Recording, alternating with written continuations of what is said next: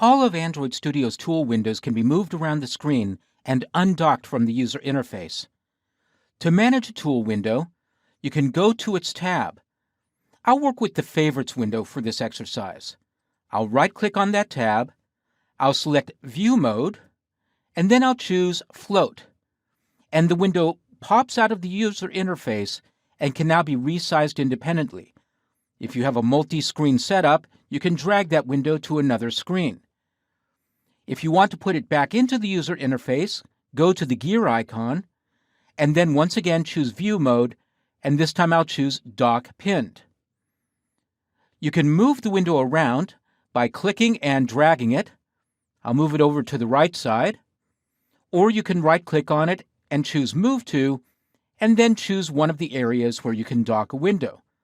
I'll place this on the top right. You can remove the tab completely from the sidebar, and then it doesn't exist at all as a tab, but if you go back to the menu and choose View, but you can still get to it by going to the menu.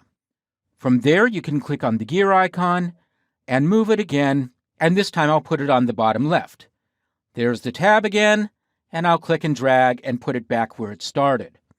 You can restore the original layout by going to the menu and choosing Window, Restore Default Layout, or you can set up your own custom layout and save that as the default with Store Current Layout as default. So those are some of the things you can do to manage the layout of Android Studio and customize it so it works best for you.